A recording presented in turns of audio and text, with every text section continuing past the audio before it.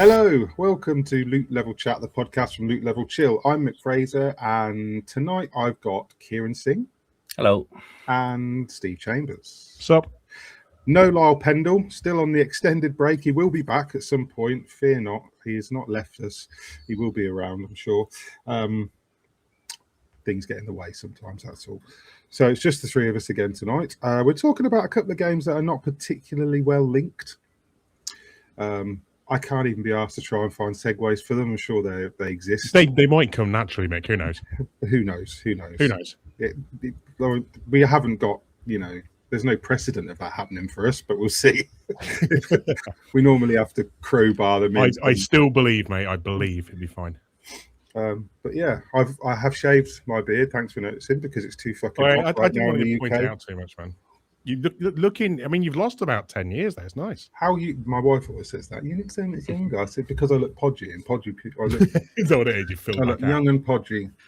Nah, but beautiful, mate. I'm not like yourself, where I just have a beard all year round. Once I have the beard for a while, I become aware of it, and then I get past that point. But then when it's 32 degrees and I'm at work, sweating and gathering paint dust and crap, there's some downsides, mate. That's for sure. I just don't. And I thought today I'll just trim it, and I did that thing where I went to trim it with I just cut into it. And then I discovered that I had a spot underneath it, which is great when you're going to be recording the podcast on video. Oh, yeah. I'm feeling marvellous tonight. But it's sunny. Beautiful as ever, mate. It's fine. It's still sunny. That's why sorry, the curtains are open. It's bright behind me. We're not recording in a dark, dingy room with everything shut up, because I'll die of something if I do that. And we've got some games to chat about. That's why we're here. We've got some big ones this week. Well, there's one big one. Yeah, well, no, I'd say there's two big ones. I'd say there's two quite large games. But I just want to touch on one briefly before we get into the other two, because I've been playing, and we were just chatting about it actually behind the scenes. I've been playing Darksiders Warmastered edition on PS4 for Warmastered. You had Warmastered and Definitive edition of Definitive's a bit better than Warmastered. I don't think they ever did one for Darksiders 3 because it was shit and nobody ever wanted a remaster of it, so it never got Darksiders 3 remaster. Or maybe they decided it was perfect in the first place and it didn't need a remaster. Maybe that was what Darksiders 3 did. Possible, if a little unlikely. You know what the best one? Darksiders Genesis. That was the best Darksiders game. So is that top-down Diablo? Yeah, hands down, bar none. That's the best still. And or go and play Battle Chasers Night War, which is not a Darksiders game. Oh, the artwork style is super. But it's still, again, I'm rubbish at this. I've forgotten his name. Mike Melaniak, I think his name. Not sure. No, Melaniak. I'm going to check. I've got to Google this. Have a quick look. He's a comic artist. He also did Wayfinder a little while ago. Okay. With Airship Syndicate. It's like it was an RPG. It was supposed to be a live service, but the live service, not even Melanie, I don't know where I got that from. It's Joe Madureira. That's what. Right. That's it, is the art style. Guy who was involved in Spawn and various other comic books. He also did, Airship Syndicate did Wayfinder a couple of years ago, which launched as a live service game. And it was really disappointing. And then the live service aspect of it just died, and now it's just available as a game. You can just play it. I think you have to pay for it now, but it's really cheap. It's good. It's pretty good. It's like a hero RPG type thing. You can imagine a live service game that was supposed to be like a live service dungeon crawler. Yeah, a little bit like the Torchlight live service game, but like 3D. So you're picking various archetypes, and you've got you've got several characters to begin with. Then you can unlock more. I think there's 7 altogether, and a character is a class basically. And then there's you unlock skins and various abilities. And I think I do remember that actually. And it's like a dungeon delver. The whole thing is you go through this warp, and you go into various dungeons, and you kill everything. You beat the boss, and you come back with loot. It's just that it's a looter game. It's quite good. But yeah, that was Joe Mads. That was Airship Syndicate. So speaking of Darksiders, so it wasn't Airship Syndicate, it was Vigil, but it was his art style. And yeah, so I've been playing the PS5. I'm loath to call it the PS5 version because it's the PS4 version, but now it has a PS5 logo. Surely there's more than that. Though. I don't think so. If there is, I have not done any research whatsoever. Like no enhanced frame rates, nothing like that. Nothing feels different. Maybe they've enhanced the frame rate slightly because it's on PS5. It looks really good, but the Warmastered edition looked really good anyway. Like, it still looks like a PS4 game, and it does look like a PS4 game. I mean, it's really crisp. I'm not going to lie. Darksiders is a very good adventure game. Like it's somewhere between like Legend of Zelda and Soul Reaver in like the way it moves, the way you unlock mechanics, the way you go through the, because it's kind of like a Metroidvania. It's got real good combat. It's fun. It's a good game. It's quite combat heavy, isn't it? As well, very combat heavy. It's a combat game. It's an action adventure through and through. And I like it. I always liked Darksiders. I always liked Darksiders 2. Didn't like Darksiders 3. Like Darksiders Genesis. I like the universe. I'm hoping. Because I think there's a Darksiders 4 being floated somewhere. I don't know if Vigil is still a studio. I don't think they've done anything since Darksiders 3. I haven't heard that they've been dissolved. Their logo's still all over the splash screen of this. Yeah. So I presume Vigil is still around. And if they're not making a Darksiders game, I don't know what they are doing because you don't hear about them anymore. So you think this could be maybe dipping a toe in the water then, like you said before the pod, to maybe gauge some interest and see if that fan base is still there? I think they're not going to make any money off this. I mean, they're selling it for 30 quid a pop. I don't imagine it's going to sell cobs.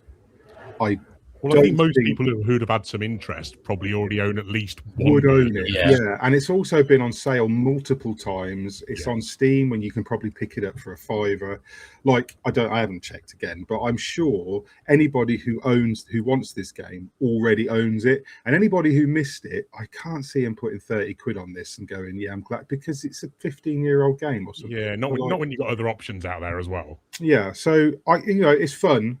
And it looks good and it plays really well. It's just Darksiders again, and it's like, why? So I can imagine that what they're doing is they're gauging interest. They're going, maybe it's not about sales, maybe it's about whether anybody talks about this. Maybe they're just gonna chuck Darksiders into chat room search bars and see if anybody's demanding Darksiders 4. It feels like they're fishing for something.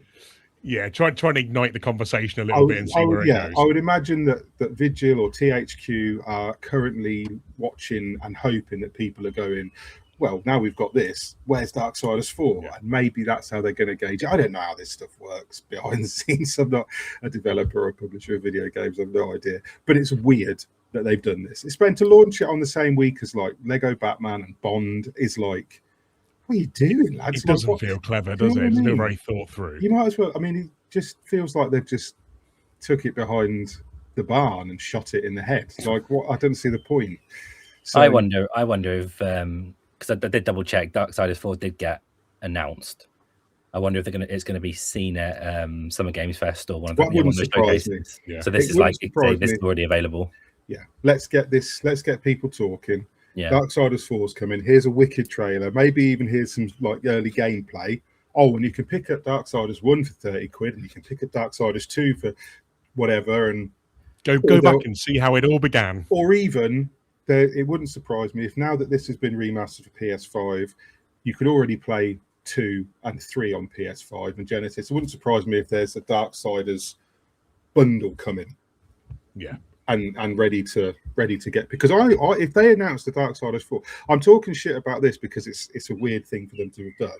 If they announce Darksiders 4 now, I'm hyped for the rest of the year. Like until I really I don't want them to go down the Soulsy route like they did with Darksiders 3. I want them to go, because people don't really make like, that kind of game, like. It doesn't really exist very often anymore, where it's just combat, mash through this, like unlock something. Like you get it in Metroidvanias a lot. But it's hard for me. Like the closest thing to it that I can think of recently that's not a Souls-like is like a Zelda, like Breath of the Wild, Tears of the Kingdom, where you've got like a big world and you're unlocking new ways to traverse it, and it's not a Souls-like. It's not. I mean, it makes me think kind of PS2 era arcade adventuring kind of gaming. Maybe even 360 era. Like I suppose the same era, really, isn't it? But like that chunky action game. You know, like Evil West was 3 or 4 years ago. Yeah. But it's just like a big fucking dude with loads of weapons, and you're just like carving through enemies, and the story is passable. They tried it with Blades of Fire, but I feel like what they do nowadays is they come up with a concept like Blades of Fire, and then they go, right, but how do we make it not feel like a PS2 game? Let's put Souls elements in it, and then it kills it, like it ruins it. And like, just release a game like that I can just play, and I really can't think of many. Like I think maybe you could loot maybe Echoes of the End. I don't know. Did either of you guys play Eternal Strands last year or the year before? Nope. The year before last. Don't think so. See, that's kind of like that. It's not a Souls-like, but it's just an action adventure game. It's got some crafting, it's got some leveling, it's got some light RPG stuff, but I don't know, I miss that stuff. Kind of a forgotten genre. A little bit, because like I said, everything nowadays has to be Souls. We have to have Souls elements. Well, yeah, and the thing what I'm thinking of there is the Jedi Fallen Order games, which are like that, but with the Souls element. Yeah, shoved in. But those particularly always felt to me like they've just bolted the Souls stuff on, because it doesn't fit the world, does it? No. See, I like a Souls game where it gives you a reason that you're reviving. I could just admit that it's a roguelike, and this is why there's a in-game contextual reason why you're dying and coming back, and the enemies are respawning. And I know they said that in like Fallen Order it's because the stormtroopers redeploy, but that's nonsense. Like they're in the same that feels like the biggest part of the shit with the same exact dialogue. It's nonsense. You don't need to do that. There's and it's weird that everybody has to do it. And I'd kind of just like miss games where they were just like, here's a 15-hour story, here's a chunky fucking sword, and you can upgrade it, and like here's some powers to unlock. That's not a side-scrolling Metroidvania. Well, maybe at summer games you might get to see it then with your forum. I hope so. But yeah, speaking of, I guess, games, old games that have come back. Talking of games, yeah, I mean, this is an old game that's come back, but it's an old franchise that we haven't had in a while because Lego Batman has arrived on the scene. I haven't played it. I do not play Lego games. I can't be asked. They're beneath him. No, it's not that. I played all of the old Star Wars ones. I didn't play the Skywalker saga, but I played a lot of the old Lego Star Wars. I played the Lego Harry Potter. I played Lego Lord of the Rings. Oh yeah. I played Lego Marvel. I have played the absolute goat of Lego games. Yeah, I have played a Lego Batman at some point, but I haven't played. But like, there's a lot in them. And I know that isn't this one like open world? Yeah, it's basically an Arkham game, isn't it? It's a full-on Arkham game with a Batmobile and Arkham combat and all the puzzles. It's Arkham light, isn't it? You know, the combat is there, but it's certainly simplified compared to what you'd expect from Arkham combat. Yeah, I don't know what you think here. It certainly takes its time to get to that point.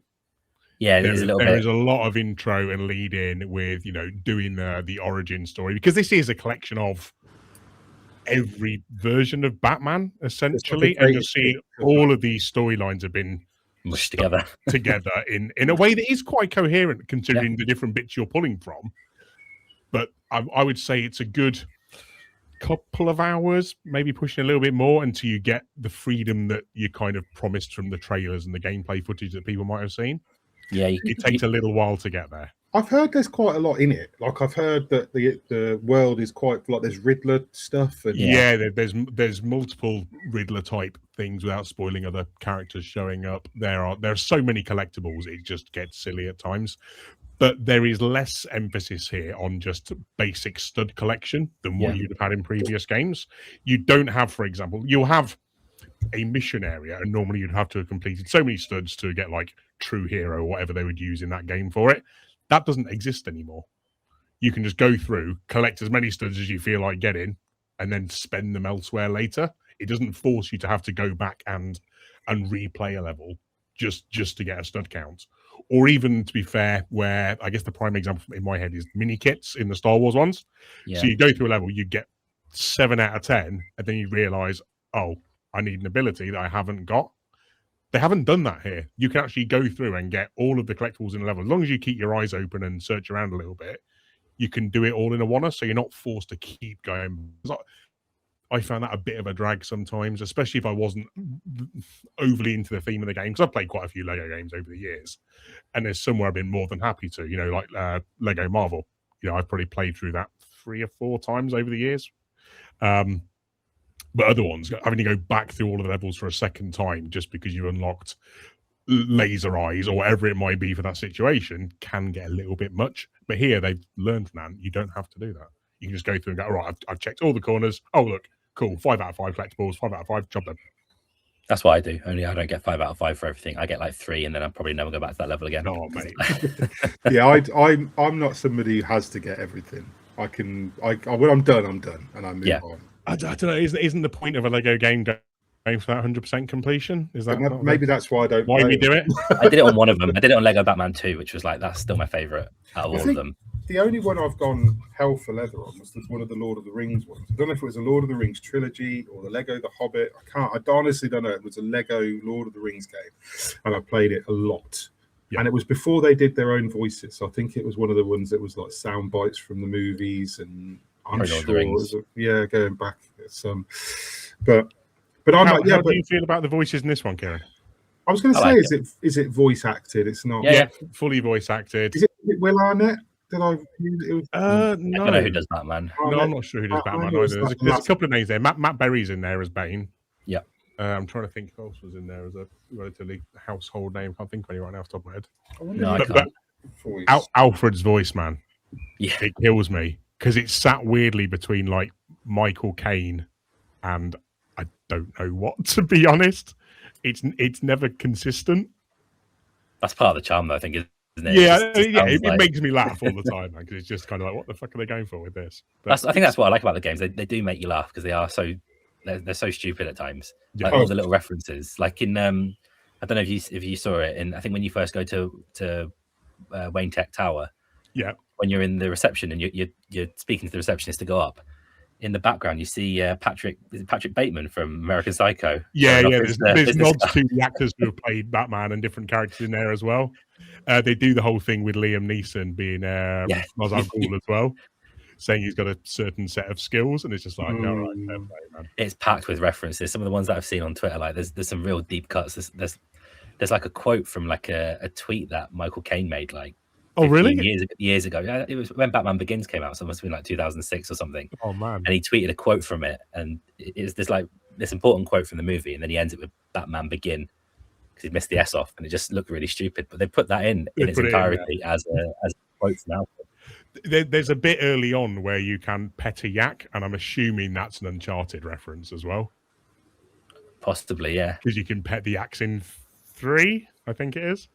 It's just full of that they've drawn on all sorts here as references. It is just full of them. And the donuts, the donuts are like a metaphor for cocaine, aren't they? So you get like all the police the dirty cops are addicted to donuts and just dabbing like sprinkles on the gums and stuff. It does sound fun. I think it's a nice carryover considering how long it's been since we've had an Arkham game in the series. Yeah, or a good Lego game. It does give you a little bit of that feeling. I say the combat is simplified. The gliding and stuff, though, isn't far off. I mean, there's moments when I actually thought they'd done a few things better. If you remember in the Arkham series, how you grapple up, obviously, to like a ledge and then fire yourself off it. But once you'd committed, that was kind of it. Whereas here, you can actually grapple on the fly and sort of bounce your way up. So the traversal is actually arguably a little bit better. Weirdly. So it's the Batmobile. I think the Batmobile is better than it is in Arkham Knight because Arkham Knight that's like the point of contention with that game. It's fine, isn't it? For the amount of things you have to do in Arkham Knight. But yeah, I think it does feel better. It's a hell of a change when you just come off the back of Forza. I'll tell you that much. And suddenly you're just like, whoa, what the fuck is this control? Yeah, Sorry, is it big? I presume it's a big game. Like it's four or five islands worth. Yeah. These are normally quite large undertakings. Yeah. Well, my lad's playing it at the minute, and I think he is 19 hours in. Oh, wow. And he's been dicking around with a combination of pushing the story every now and again, doing a few collectibles. So I think it's quite a bit on offer if you want to go for it. You know, I think you can soon clock up 30 hours worth of Lego goodness. The only thing that I don't like about it, and where they have sort of paired things back, is the characters. So one of the things I loved about the Lego games is that I know there was only ever like 10 or 12 character archetypes, but you would have like 90 characters in a game, and you have all sorts of weird deep cuts. Whereas this is only 7, but they're more. It's all more in depth, collecting the different outfits, isn't it? And yeah, but I want to play as like Clayface or the Joker or some stuff like that. I think you do miss out on that a little bit. One thing I've not tried yet, but I have heard, is that if you are playing, because it only has local co-op again, which is I don't like that. I don't know how I feel about that choice in 2026, man. Like, I can see why you would, but if we could, I'm sure me and you, kid, would happily dick around on that for a few hours, just chat some bullshit. Yeah, definitely. But you can't. I mean, you've got to be sat on the sofa next to someone. But I believe one of you always has to be Batman as well. So that's a weird choice. I mean, there's only like. But that's the story they're telling, isn't it? It is the whole Batman story. It's the full package. Yeah. Well, it'd be weird, I guess, in Lego Batman, because you'd have to just play the villains, wouldn't you? There's not that many. Like, I mean, they could have brought in all the. I presume they have. I presume there's a Batgirl, and I mean, yeah, there's certainly, without going into spoilers of who you get. Yeah, there's a few there. But then if you were playing Lego Marvel, you just end up around being whoever you want, wouldn't you? And it doesn't really matter too much. Once you play the story, you're just messing about in the sandbox, and it's like trying to find those last 20 gold bricks. They're just killing you. But it's a grand old time, man. I'd certainly recommend it, especially if someone's hankering for a little bit of Arkham action. It might just be enough to whet your appetite. I think if I had access to it, I'd try it and give it a go. But I don't think it's not something I'd spend money on to get into, because I don't think it'd hold my interest for long. But I'm not a collectathon type person, really. I mean, for me, it's that perfect thing of you can just grab it for a half hour, go through, collect a few bits, then drop it again. It's a game has to do something quite special for me to want to be an Assassin's Creed, mate. That'll do you. Well, not even collecting them.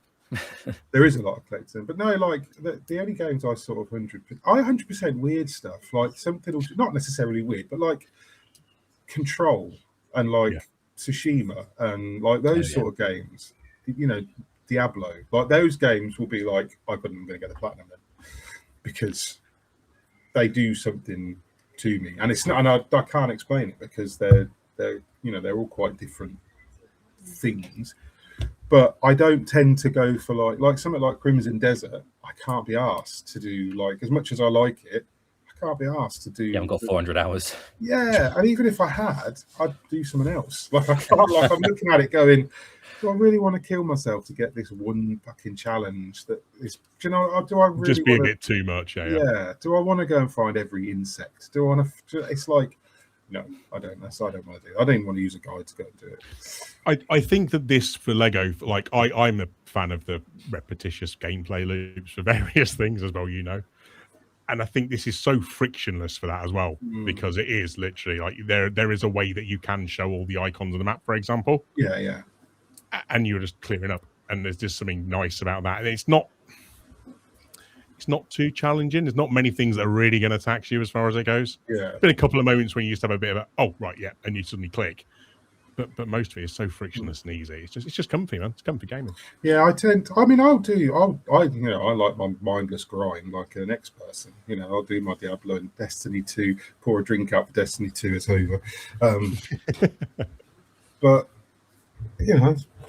got 1,000 hours on that Monster Hunter World. We've got 2,500 hours, I think, nearly on Destiny. We've got 1,000 hours on Monster Hunter World, and I don't mind the mindless grind. But for some reason, Lego doesn't do it for me as much. I don't know why. This might, because I like Batman.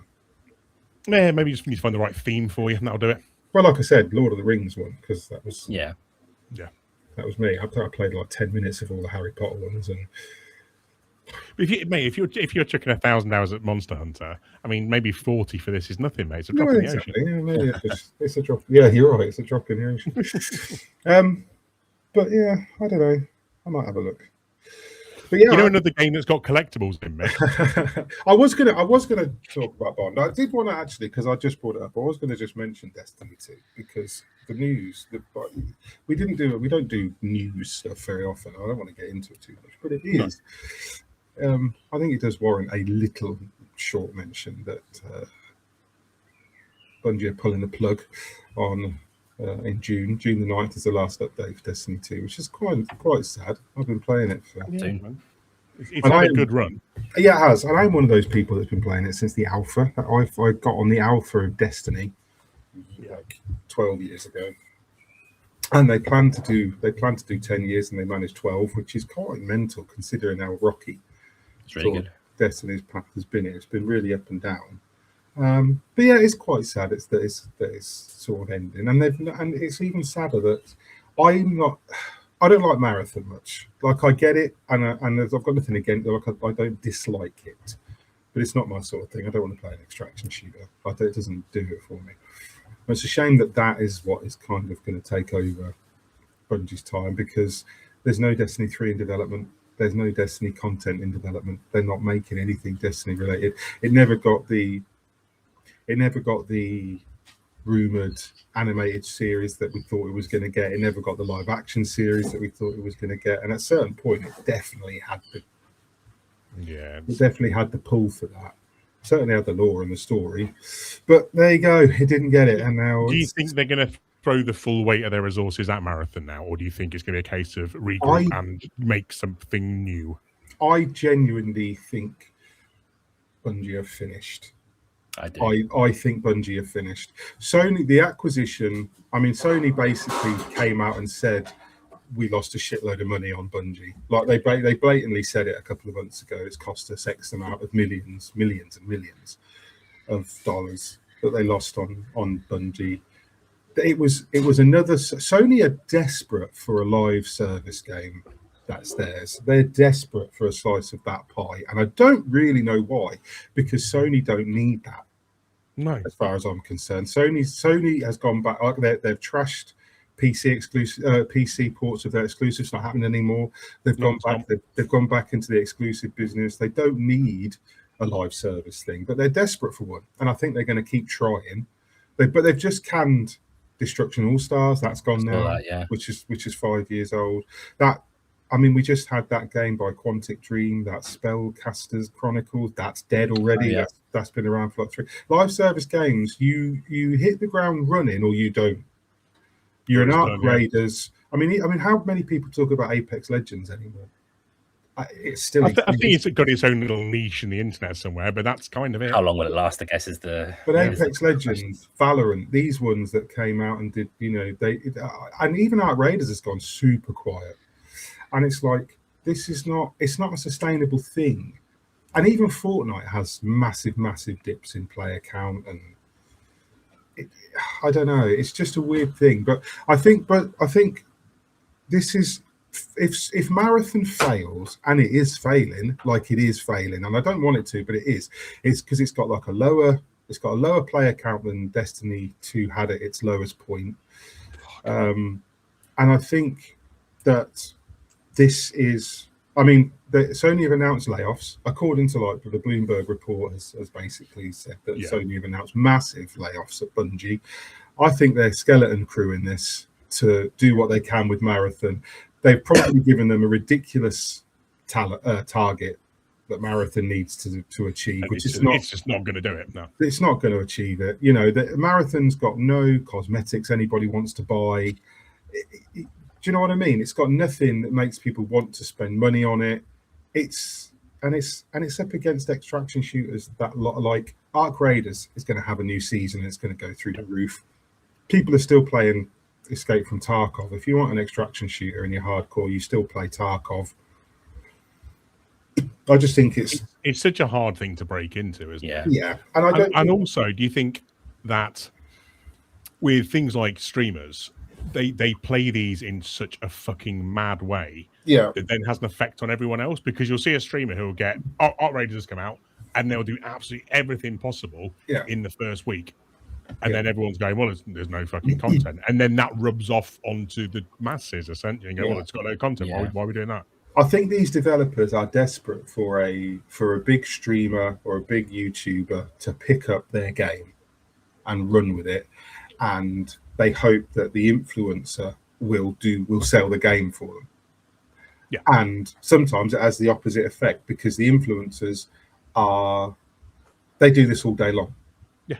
You know, the influencers will spend 10 to 20 hours a day on a game, rinse it, and then they will complain there's no content. And the people that are playing it feel that there's no content, because they've just it has that knock-on effect, doesn't it? And because as soon as I get this weird thing, we play a lot of games pre-release, and I find that when I play a game pre-release, that's where I've got the excitement for it nowadays. So I play it pre-release, I'm mashing through it, I'm loving it, I do the review, I get it out, the embargo passes. It doesn't matter what's left for me to do in the game, the excitement's gone within a week, because it's everywhere. It's a big game, it's everywhere.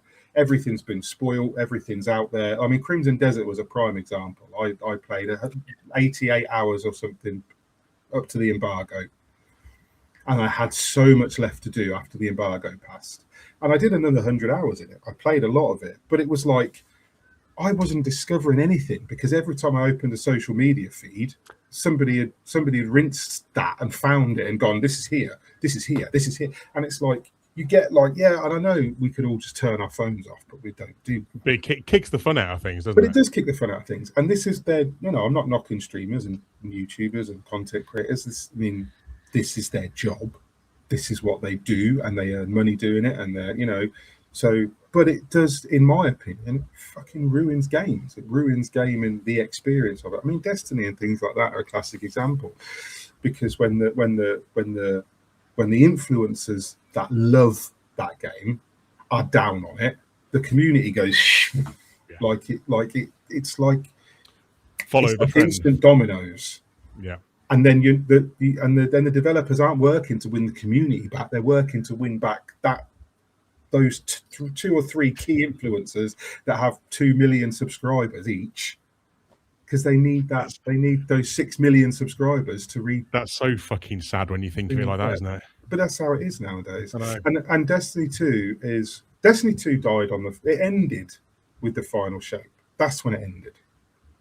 And I haven't played it since, I'll admit. I played the Edge of Fate campaign, and the story ended.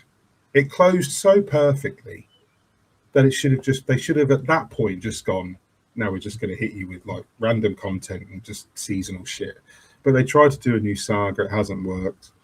But yeah, I think Bungie, I think they're finished. I think if Marathon doesn't somehow go if they came out right now at the Summer Games Fest or something like that, and they went, we were lying, here's Destiny 3, it's coming in May 2027.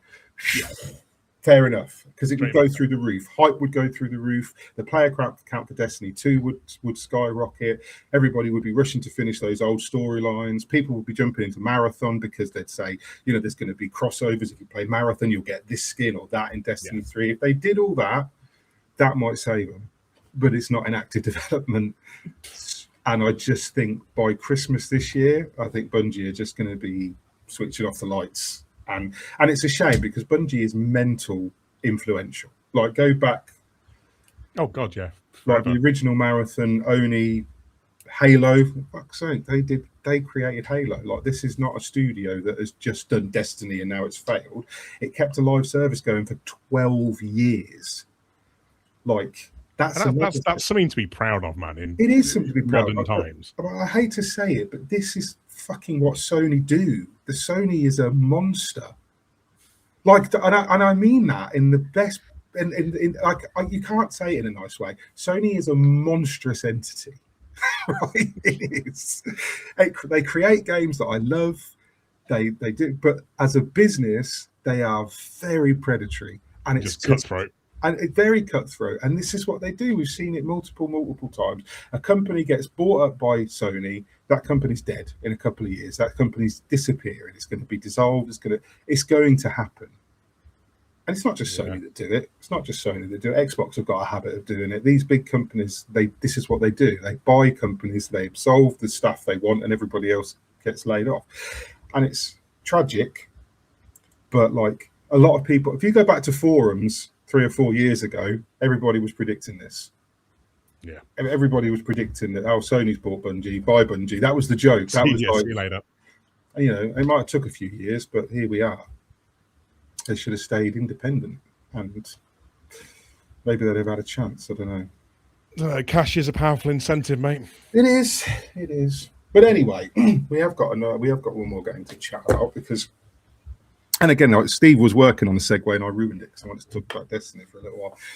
But, I tried. Put it out there for you, but speaking of, actually, we could, because this is a game that is based on a franchise that is constantly coming back, constantly being rebooted and remade and reframed and reimagined and remastered and reawoken. New version for a new generation every fucking couple of years. Which is Bond, because we've all been playing 007 First Light. I reviewed 007 First Light. We all, I think, really like this game. Oh yeah, love it. I don't know if you guys are Bond fans outside. I am. Yeah, I'm not really. I'm quite a big Bond fan. I've done all the films, some of them multiple times. I've played as many of the games as I've been able to, because there's a lot of Bond games, and they go back. It's crazy amount. They go back to like the early 80s when they were making Bond video games. So like I haven't played. I've played like quite a lot, like Nightfire and Everything or Nothing, and was it a Spectre game a little while ago? No, I can't remember. But I've played a lot. I think there might have been of Bond games. I read one and a bit of Ian Fleming's books a long time ago. I love Bond. I think the character's great. I love the universe. I'm one of those people that just wishes they would have just made it a code name, and then it could have been a coherent, just passed on from, because it would make agent to sense.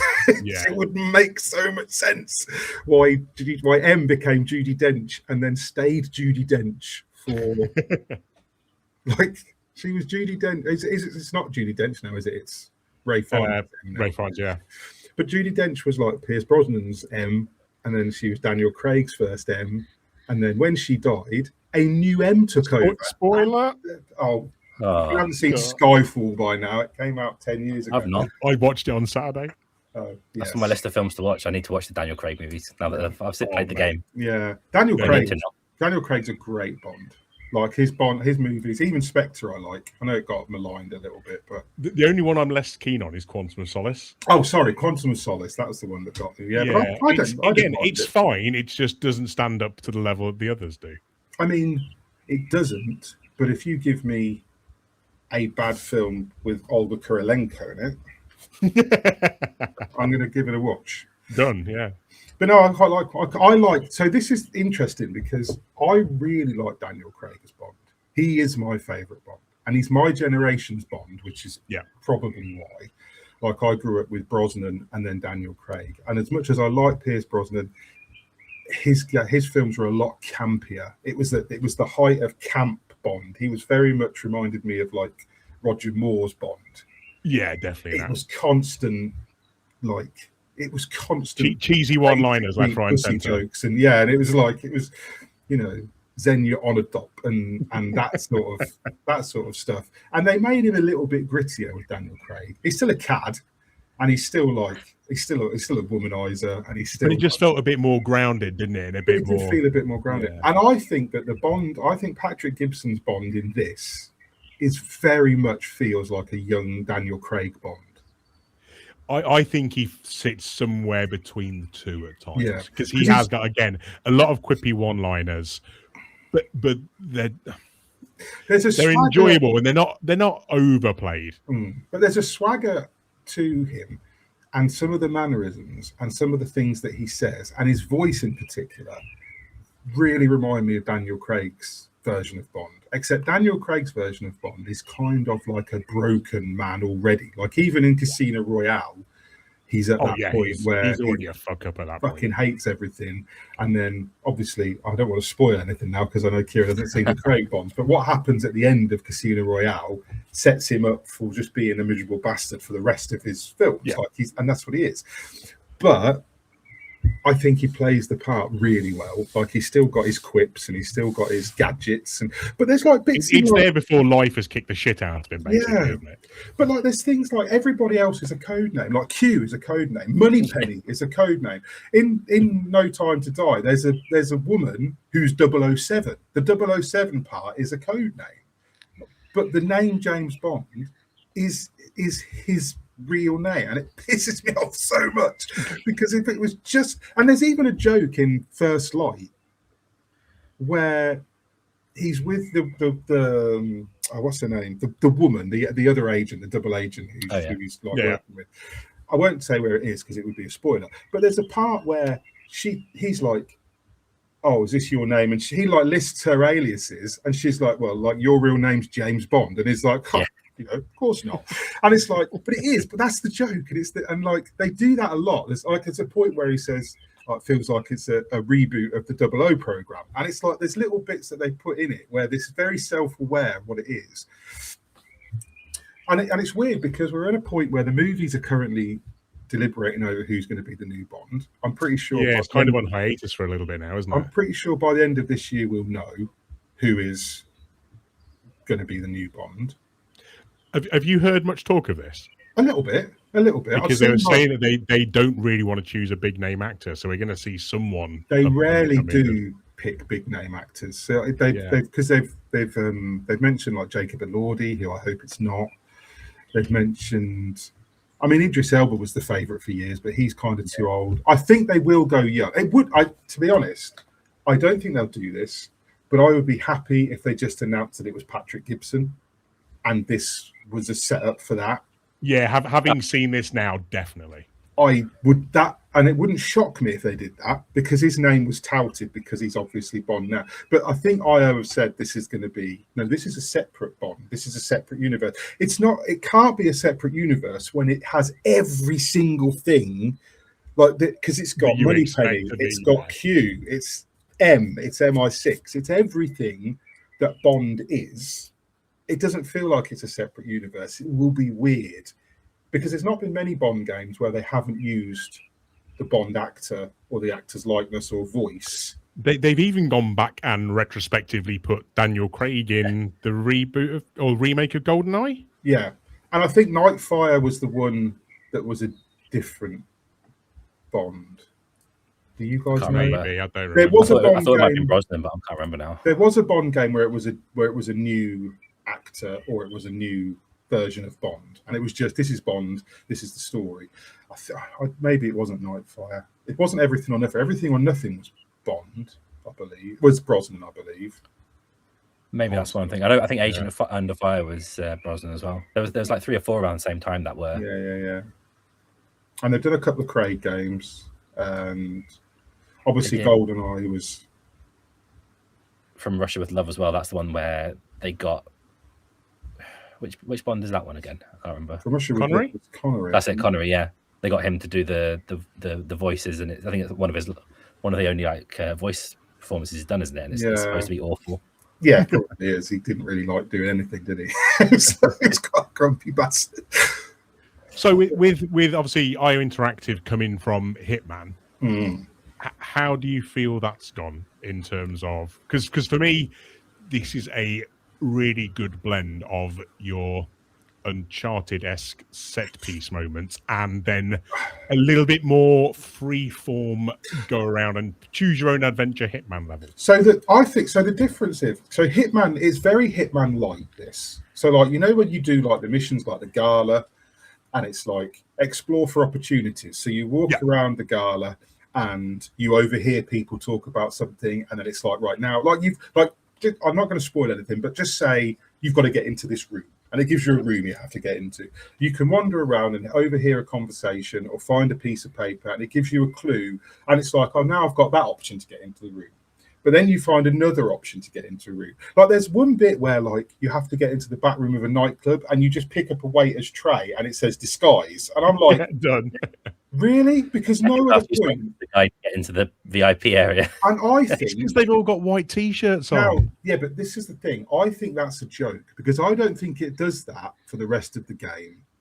And I think that's a Hitman joke because in Hitman, you're a 6 foot fucking bold killing machine with a barcode tattooed on the back of your head. But if you put any other outfit on, you just blend in. You don't even have to cover your face. No, like, chuck a pair of specs on, mate. You're done. And the way that's done, I think it's a subtle jab because you literally. It must be. Because I walked in and the guy went no, and I turned around and picked up the drinks and it went disguise, and then I walked straight past him. And I don't know. I think because this is not even 10 seconds have passed at that point. You just like, oh yeah. I do like the way this has got like you unlock challenges as you play in. You can go back and play missions again in the tax sim to finish the challenges. It's very much that's the Hitman element coming through, isn't it? And I mean, it doesn't do what like I'm genuinely a little bit in awe of what IO Interactive did with the most recent Hitman trilogy. Yeah, like the way now if you own all those games and you download it, you get the Hitman launcher. You can just play all the missions from all 3 games you have. And they updated the first 2 games to have all the mechanics and all the stuff from the third. They're all of the same quality as the most recent game. Really fucking impressive piece of development. And it's really for the fans. And they did a super job. And they're still doing things where they have, like they just recently had, I can't remember what celebrity it was now. Oh, yeah. They recently redid the James Bond one as well with Mads Mikkelsen. I did that. Go back and do the event, which I'm guessing was the lead into this. So I love what IO Interactive do, but the Hitman games are dense. Like they are dense. Crazy. And when you go back and you're going through those games and you want to get all the challenges and you realise how deep the rabbit hole goes in every mission, and it's always a little bit intimidating. And I found that what they've done with First Light was dialed that back some. So there's less challenges there, but and I think it's because First Light is more cinematic in general. Like Hitman has its moments where you've got to do a dare and escape or whatever, but like usually the mission ends when you'll kill the target, you get to the exit, and that's the mission ends. There's no, but whereas Bond will take you into the car chase, will take you into the rooftop chase, will take you into like. Hitman's the sandbox to play around in. This is the big story beats and the big narrative. Yeah, and I think this is one. I think they've done a wonderful job here. I really do. I think they've done such a fucking great job with the character, with the universe, the music, man. Music's really good. Oh, I mean, they've obviously flashed the cash by getting Lana Del Rey, isn't it, for the theme tune? And even that, just watching that with like the classic title sequence, man, that gave me a little bit goosebumps. And I was like, "Oh, this is so good." I really enjoyed the title sequence. I thought, it's wicked. Yeah, it's so good. It's all this stuff that I don't get from Hitman, and I think that's why I do like the Hitman games. I think they're a set of really good mechanics, which you get here as well. But they're not really wrapped up in anything that makes me want to do it all. I think like with Hitman, I'll do one level. And I won't ever do it again. I don't care about the challenges. I don't care about seeing the other route. See, I'm the opposite, man. I'll do. I think I mentioned before, like the Paris level when that first came out, and I must have put like 50 hours just dicking around in that level and doing all the challenges, every possible opportunity. I guess it just appeals to different people and stuff like that, doesn't it? I do think Hitman is a game where you can have 20-hour missions because you can go back and play them and play them and play them and play them and you want. And I have done it with like several of them, not the full games, but there's been several missions where I've like there was a mission in, I don't know which Hitman it was, but it's like the murder mystery one where you're like in the manor house. That's in Hitman 3. And the old man's been murdered and you're there to murder, but this is how, and I like that mission I played over and over again. And it's just Knives Out, the video game. Yeah, and it was really cool. But then like what they do with Bond is, so like Kieran said, Hitman is very much like it's a sandbox to go play in.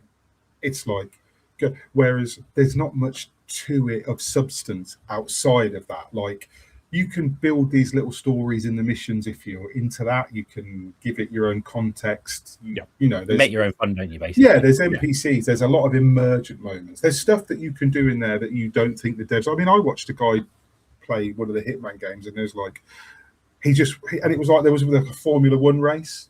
Yeah, and he had to kill the guy in the racing car, and he spent ages trying to get C4 onto the track so that he could detonate it as the formula. It was on YouTube. I can't remember the YouTuber who did it. It was a long time ago. Just because he felt like doing it. And he wanted to see if you could do it, and he didn't think you could because it kept failing because it wasn't. And then eventually did it in the right place. And IO had fucking animated it. It happened, and they'd thought, what if somebody wants to do this? And it was in the game. Like they do that sort of stuff. Whereas Bond is more. It's the story. Like the opening of Bond is so good. Like not necessarily the opening mission, which is good. Really like the opening mission, but that first like several hours where you go again. I'm going to stay spoiler like, but where you're basically doing the 00 training, and it does a training montage better than any game ever. Oh god, yeah, it's so like good. I thought Indiana Jones and the Great Circle had a great tutorial mode, letting you play that section of Raiders of the Lost Ark. But yeah. But the way this did it, as like this is the scene that a normal game would have either shown you as a cutscene, and you'd have got to a point where you're like, yeah, all right, fucking skip because I know hold circle, come on, get them. Yeah. Or it would have just been a series of missions that you could just fail, and you'd fail, and you'd pass, and then you'd fail, and you'd be like, this is boring me. I'm like, stop tutorial. But the way this does it, where I don't think there's a fail state because I fucked up quite a few of these little things when I was doing it. Yeah, I did. And it just kind of let me keep going to the next montage. But the way it's like the first one, you basically get your ass kicked, and then like because you got to fight your mate Monroe, who ends up being a mate, but at the time he hates you, so you fight him, and he beats you, and then it's like now do the driving, and then you do the driving, and then you do the assault course, then you go back in the ring, and there's two guys now to fight, and you do a bit better, and then. It's that sense of progression, isn't it? And that you're learning with him, and it's like, okay. Yeah. And what I noticed was that the timer doesn't mean anything. I don't know if you noticed that. When you do the assault course, and she says you've got a minute, do you know what I mean? Like it's like the second time you've got to do the assault course, and Cressida's got a stopwatch, and she says go. Right. Okay. Like the numbers are already on like. It's already on like 20 seconds or something. It's weird. It doesn't really time what you're doing, and I don't think you can fail it. He just wants to give you a bit of a sense of urgency. I think the idea is that you just because you can't fail that. It's like press X to jump, press X to. Yeah. Do you know what I mean? You can't go wrong. You can't fail it, but it's done in a way that makes you think maybe you could fail it, and it gives you a little sense of urgency. And you've got the music is building up in the background, and you get this camaraderie that's building between them all, and Patrick Gibson, who's just delivering just fucking pitch perfect Bond, just absolutely pitch perfect the whole time. He's so fucking cocky. I put in the review that he's a Gary Sue. Bond is a Gary Sue in this game. He cannot do things wrong. He just knows, like, I speak Guatemalan or whatever it is at the beginning. It's just like I picked up a few phrases. What you said was not a few random phrases that you picked up while rock climbing. You're fluent in this random language, and like. Do you know what I mean? Like he can hotwire a car. He can do all this stuff that like maybe they teach how to hotwire a car when you're an air crewman in the British Army. I don't. Or British it doesn't feel likely, does it? It doesn't feel like they would do that, but he can do it at 26. He's able cheeky street urchin. Yeah, I mean he's Eggsy from Kingsman. He is. Yeah. You know what I mean? That's what they've done. And because Eggsy in Kingsman was based on what if Bond was a streetwise young street lad, was a chav who was like from a council estate, and that was that. There's another decent performance. I'm going to show complete ignorance because I do not know the actor's name, so I completely apologise. But it's Morgan from The Walking Dead. Lenny James. There we go. Yeah. Also Lord Shax from Destiny. Oh right, didn't know that. And I think his performance is excellent as well. Okay, very cool. Did not know. So Lord Shax's duck. He's never far from your heart. Yeah. I think his performance is excellent, and I think there was a bit of a question of, is that going to overshadow some of the other voice acting in here? But I don't think it does. I think it fits in really well. he's distinguished enough that he slots straight into the mentor role. Yeah. Like, and it's but I interesting. don't think there's a huge disparity between the majority of voice acting and suddenly him. You know, it's not like, here we go, I a think guy it's who's all got good. years of experience. And Yeah, I think it all comes together really well. I think M and Moneypenny. I love Q in this. I love Q. Yeah, Q's great. He's quite a different take on Q in this one compared to what we've seen. Because Q was Desmond Llewellyn for a long time in the Bond films. He was Q, like through, and this was the other thing why it should have just been a code name, because Q was always Q. And then when Q died, well, Desmond Llewellyn died in real life. John Cleese took over, but he was R, and he referred to Q as his predecessor. I'd forgotten that was a thing. Yeah, and he was R, but he referred to Q as his predecessor, PQR. So it was like, but then in Daniel Craig's Bond, Q is a young lad. He's like in his 20s, right? And now we have this Q that is like, he kind of looks like James Woods, but he's British. And it was distractingly that he looked like James Woods. But like the cravat, he's like wearing a cravat under his He's a bit of a fashionista, isn't he? And he's really distinguished, and I love whenever they show Q Branch in the films, because even in Daniel Craig films, Q Branch is fucking off the wall and everybody's there. Like someone in the background is setting fire to a cat or fucking there's a motorcycle that's on fire, or there's somebody's levitating, and there's always like this weird shit that they're making, and they do that in First Light as well, where you can walk around Q Branch and they've got just stuff that people are messing around with. It's the level of interactivity as well. There's a lot more. It's not just in the background. You can dick around with it yourself and set off these little moments. And again, they're all fully like acted out. It's not just like something happens, everyone ignores it. They'll all comment on that moment, and the amount of background chatter in this game is really good, and it's done, I think, really well. Yeah, I like that when you're in like the galas and stuff. Yeah, with the crowd work. I mean, Hitman's had that, like the nightclub level in Berlin from Hitman sort of set a bar for big crowded areas. But this ups it again, and the way he sort of moves through it reminded me of, there's a market scene in one of the Uncharted, and I remember when I first saw that, it was like, oh wow, people are actively reacting to you going through, and this is a step beyond that as well. Even James like, oh sorry, or and he'll chat to someone as they're having a conversation going past. Oh yeah, like it's so immersive. You bump someone and they give you grief. If you push through slowly, that same NPC reacts differently. Like that sort of thing was quite cool. Yeah, it's very cool, man. I really sort of it feels like a step up in terms of where they've come from for me. So this is worrying in a way, because this will do really well. This is doing really well now. Bond is on everyone's lips because we're in the process of choosing a new Bond. Between this and whatever First Light 2 ends up being, there will be a new Bond announced for the films. There will probably be a new Bond in production. It might even be out by that point.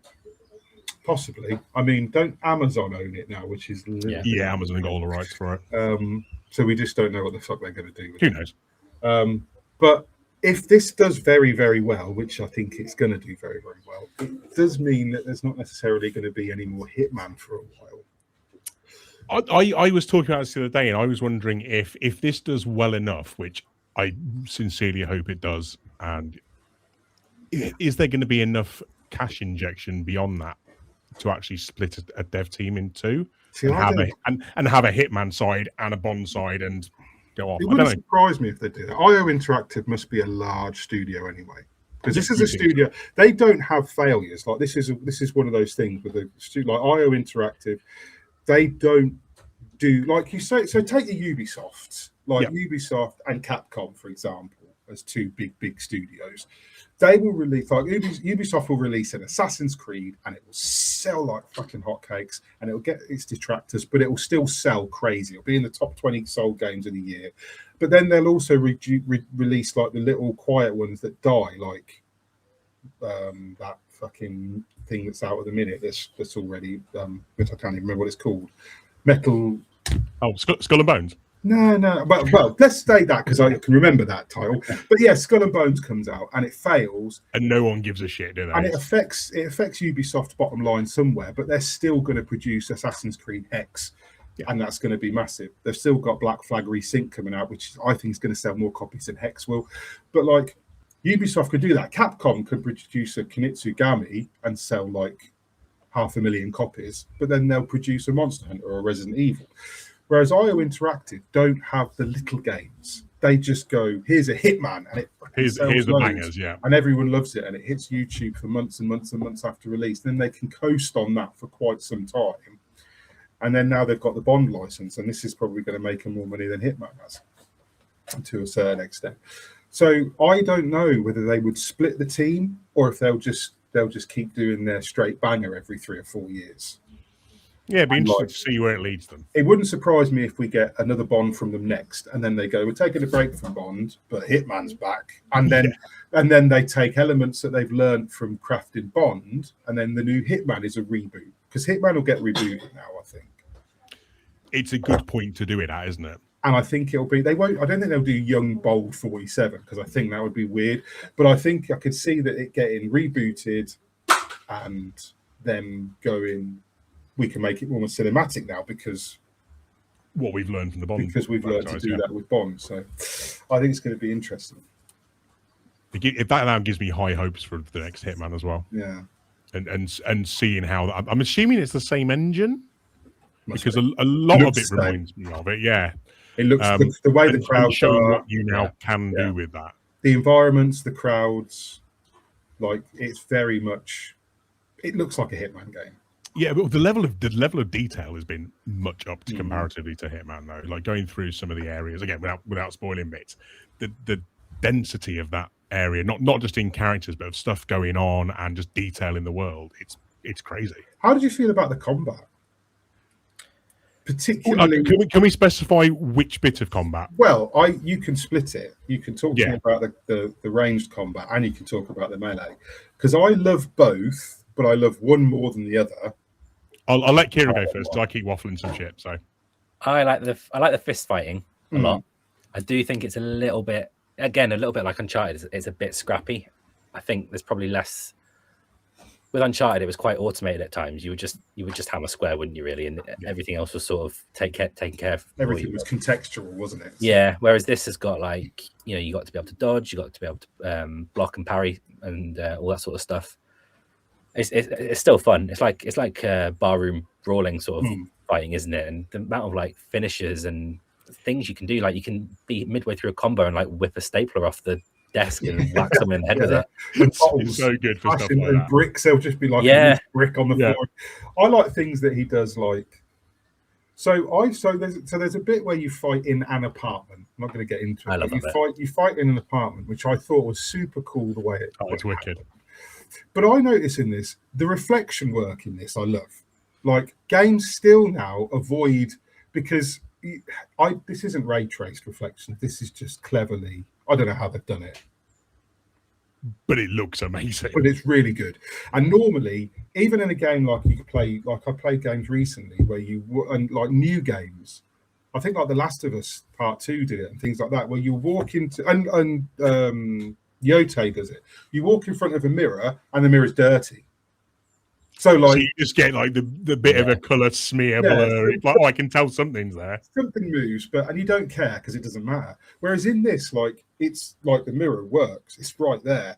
And there's a bit where you do this fight in the apartment, and I grabbed the guy, and I just thought I'm going to smash his head into that mirror. And I got hold of him, and I smashed him into the mirror, and the mirror shattered. And then you get all the the little reflections and the shards off it everywhere. And it's quite clever because you don't see them put that level of detail into stuff.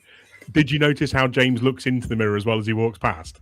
Yes. Gives himself a little, not quite an eyebrow raise, but it's so close to it. You're okay, he knows. But I do think the shooting is, so I love the fighting. I think it's really good. Like Kieran said, it's scrappy and it does feel very Uncharted. It fits the mood though as well. It feels very Bond. There's lots of throwing over tables and stuff as well, which is very. I struggled to avoid the grabs. So quite often I would just tank the grab and hope he couldn't bash me off a wall. I hope he's far enough away from you. Yeah, because then you don't necessarily take damage. Don't take damage. Yeah, it's fine. because I struggled with some of those where there was 2 or 3 of them, because you'd be blocking one and the other one would go, and it's like I forget which. You've really got to be on it at times. As soon as you've got more than one person, because it'll flash up, but it is quick. But the shooting, so I think the shooting to me felt like Uncharted. It really felt like I was just playing Uncharted. It's got really heavy aim assist. Like you can't miss people. You've got that slow down thing where you can focus and shoot their legs or their heads or shoot the gun out of their hands.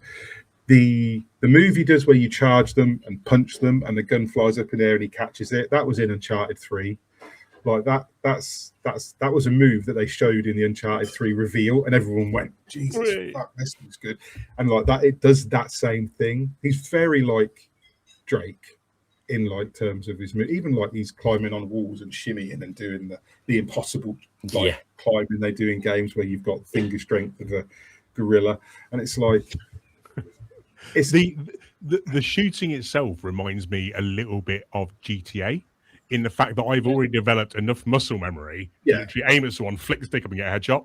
Yeah, and I think I fell into that after like a couple of hours, and now it's just like gun battles aren't difficult for that. Sometimes I feel you just get swarmed very easily. Exactly. And you've got no fucking ammo. Yeah, it's just positioning. You're constantly trying to grab guns off the floor because you've got 6 shots and oh shit, I've run out again. I do love the way that you can throw the gun. Yeah, you throw the gun. Oh, yeah, you get the throw and then try and buy yourself a little bit of time.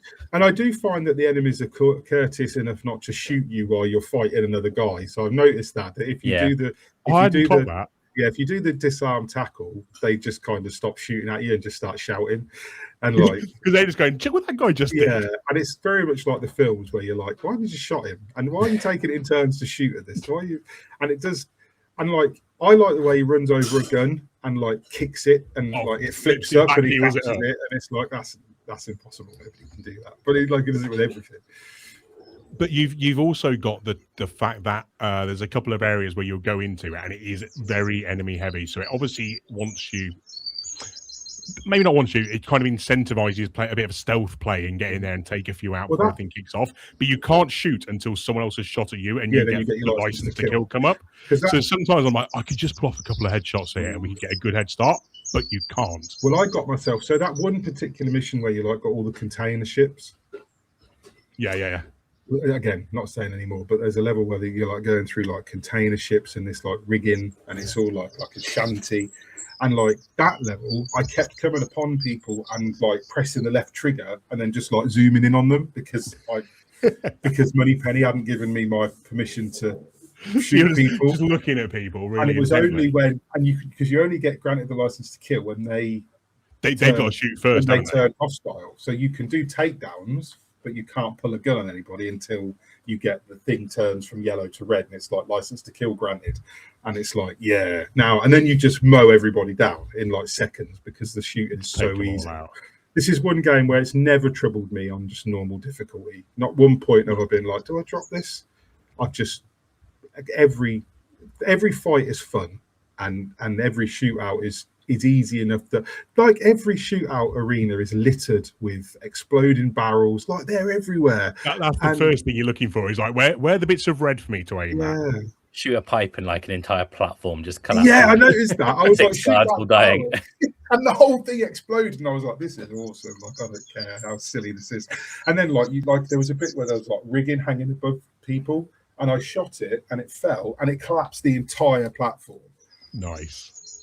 And it was like it does the thing to incentivize movement as well, because also you can sit behind a bit of cover. Well, cover gets, but more often than not, they will take it to bits. Yeah. Like, you've got to keep moving. Cover comes apart. They throw grenades. They do flank you. They will, like, if they get close and you stop shooting, they'll flank you.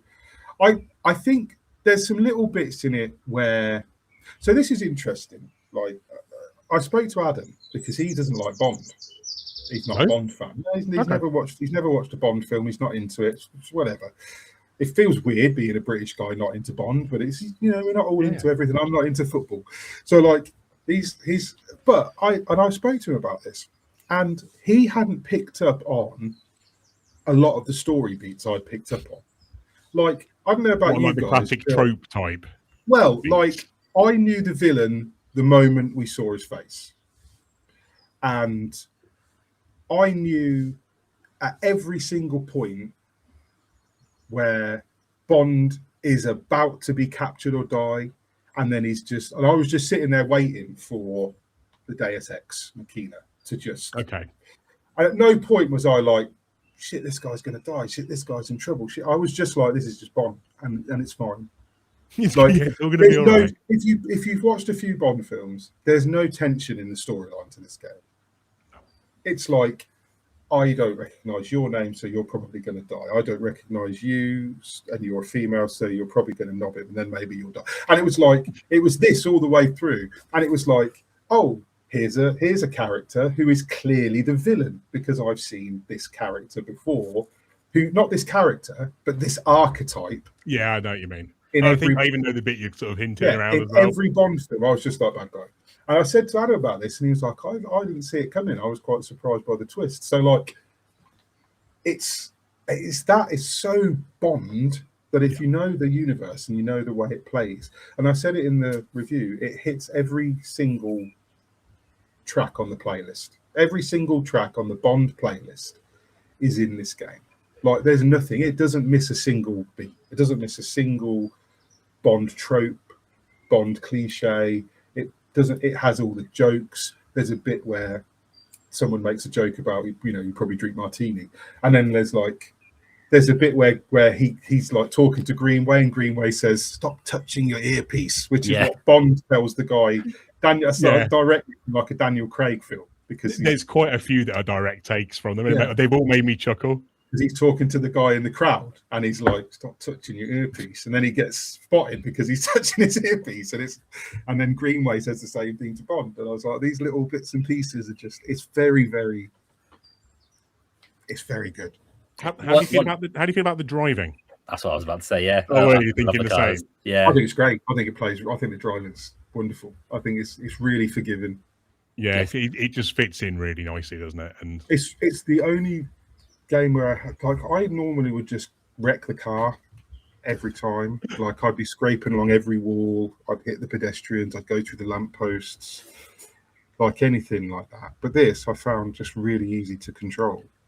It wants you just to focus on the action of the moment, doesn't it? And doesn't punish you too harshly. What I like is that it's not just the action. There'll be like little quieter moments where you're driving to the mission. And they're not long, are they? Like 2 minutes. But those little conversational moments. And I think that really work. They really add to it. And they'll be at the start of the mission. Sometimes they throw them in the middle as well. But I think it's just a nice. Well, there's a bit in London, isn't there? There's a bit where like you're driving through London and like you stop. It's lovingly rendered, isn't it? Really, it's really good. It looks like London. Like, games don't do this very often. It looks like London. Doesn't look like New York or Chicago, and they put a red phone box in it. Because that's what they normally do. Ubisoft do that when they do England all the time, and it's like, it looks like you're in London. It's got it's the little stupid things, like you come across a sign where obviously one lane's closed and then the traffic's all jamming to one side, and I was just like, I'm in London traffic jam. I can relate to this shit. It's got proper English bus shelters, those British bus shelters with the posters either side and the bench in the middle and the little roof, and it's wonderfully well done. And you have to obey the laws of the traffic, because it's not just an open road. They're in front of you and they stop at the lights. Blast around everything like a GTA. And you just have to stop at the lights and wait till the lights change, and then you carry on driving. And all the time this is happening, Bond's just talking, and it's just doing the exposition and the story, and it just feels really natural, doesn't it? Yeah. I just think it's really well made. I think it's really, really, and I'm so glad it's done so well. I'm so glad it's seen. I don't think it's had a score under 7. I think it's had 10s. I mean, I went 9. I've lost one under 8. It looks the lowest score I've seen is 8, which I think is really impressive. I mean, I was close. I was very close to giving this 10. I was really close, and then it let me down in a couple of points later on in the game, where there's a couple of bits that just felt a bit trial and error, and I don't like that sort of thing. And it soured me to it a little bit. And I had some performance stuff. Like, I'll be honest, I had some bits where I've had a couple of performance issues as well. I was on PlayStation 5. It was dropping frames. There was some weird ragdoll stuff. There was a bit where I used like the detective vision thing that you do with the watch. Yeah. Where I was in like Africa, and I was next to a container, and when I looked on this thing, there was a guy just in the container walking around in the air. Really? And then I got rid of it, and I looked back, and he was still walking around inside the container. And like little things like that were weird. And like quite often, I would find assets floating a foot off the ground. Like there would be bricks and things that you could pick up, and for some reason, they would just be like hovering above the ground. And it was like minor stuff, but it was enough that every time I saw it, it was a bit. See, I've had a few big sort of textural issues as well in one of the car chases, to the point whereby, for maybe a good 10 seconds, it felt like the rendering was lagging behind what I was doing. So everything was a bit of a blurry mess. But it sorted itself out. For 10 seconds, I was like, oh, this is a bit rough. But then, this is, maybe pre-release to a day one patch. I don't know. Well, I do think the engine is the kind of engine that struggles with its own physics a little bit, the same way that Uncharted and they're pushing it hard, aren't they? The same way that Hitman did. It's like a guy's going to clip through the wall that I'm trying to smack his head off occasionally, or a body's going to ragdoll in a funny way. That's part of the fun. Yeah, but like, I mean, I can see, I could have given it a 10, but I dropped it like the last minute while I was writing the review and just left it at. You've got a little bit of breathing room when the sequel comes out now. Well, this is it. Yeah, it's got it. It can, because they're going to improve on it, because that's what I do. But I think we've taught that one to death. Good game. I think it's got to be the recommendation for the month, hasn't it? Really? Oh, 100%. I mean, we've had a couple of recommend. I mean, I would even still recommend Darksiders if you really haven't played it and you want an old school action game. But I mean, Lego Batman sounds like a treat, and Bond is definitely a treat. I would say people who are into Bond would get more out of it. Definitely. If you're into Bond, this is an absolute no-brainer pickup. I do think you'll get more out of it, because particularly if you've watched a lot of the films, you are just going to see. I mean, I spent the first 4 hours of this game grinning. Oh, yeah. At the atmosphere, the everything. Do you know what I mean? The constant references, the jokes, the way this young guy, just is Bond. Like, there's you couldn't ask for any more, could you? No. So I just think, this is, like I said, you might, if you're a big fan of the character of the universe, you're going to get more out of it. But if you just want a good action game, I'd say it's still worth the money, and there's still enough replayability and stuff to keep you going. I mean, they predicted like 20 hours, and everyone went, that's not very long. It's actually about 12 hours. But there is still so much replayability as well. Yeah, you can go back and do the campaign multiple times. You could do, like I said, the tax sims, most of them unlock after the campaign finishes. And then you've got... But even they have the, like, Hitman escalations as well. You'll start off with one, then it builds up another one, and then another one. So you're building your skills through each one, and there's plenty to go at. And the unlockables there as well. Yeah, because there's hundreds. There's loads of outfits. There's loads of, like, weapon skins. And when you play the tax sims, you can take whatever weapons you want into the missions. You don't have to take just a service pistol. You can take a submachine gun or a shotgun. You can take different gadgets, because the missions limit you to gadgets and the tax sims don't. And then combine that with like multiple routes through there, and it does have a bit of that sandbox action in that, essentially. Yeah. I mean, I like the ones that are just I'll just try and snipe my way through this version, see how I get on. I like the ones that are like kill 15 guys and it just doesn't give you any more instructions, and it's just like just go and get them. Yeah. Excellent. You know what I mean? And then you'll find like a ladder onto a roof, and there's a sniper rifle up there, and it's like, okay, know what you want me to do. And that had some of that little Hitman magic, where sometimes you would start a Hitman mission like for the third time, and you would think, I haven't actually been that way, and then you go up and there'd be a sniper rifle and direct view to the open window where the guy's just on the phone, and it's like, oh. Bang. Different. I'll give that a go. Now leave. And it's like little things like that. It's not at that level, because that's Hitman, and that's but it has got a lot of that. That DNA is still there. Yeah, absolutely.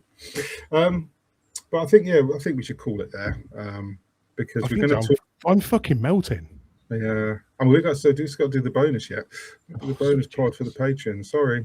You've got to sweat a little bit more for the patrons. It won't be a long one. We are going to chat about these games again, some of them, because we're going to have a quick catch up. Because a little while ago, so for people who are not patrons yet, a couple of months ago, we did a review score prediction bonus pod where we had a little chat about what we thought some games were going to score when they came out on Metacritic, and some of those games have now landed. We've had Lego Batman, we've had Saros, we've had Bond. Are they the only ones of the? I didn't have Bond down when I listened back. I didn't hear Bond. Did we do Bond? I don't remember. We did it on most anticipated. Okay. What did we? There was a third game. I can't think what it was now. It was Batman, Saros, and Resident Evil. Okay, so yeah, we'll go. So we're gonna see how close we got to those on the bonus this week. Have a bit of a chin wag because we're missing Lyle. So we're gonna have a skip a break from the quizzes, and hopefully Lyle will be feeling better and he'll be back with us next week, and we'll bring in another quiz. He's been missed, hasn't he?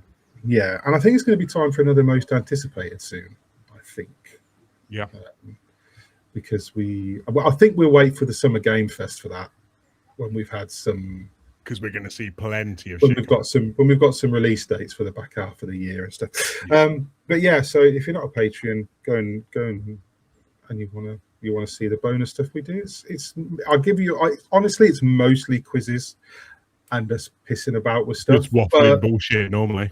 Yeah. But yeah, I mean, if you look at our YouTube channel and look at some of the shorts and look at our TikTok channel, you'll see some little snippets, and a lot of those snippets are from the bonus pods where we're doing quizzes. It's usually me getting shit wrong. Yes, that's true.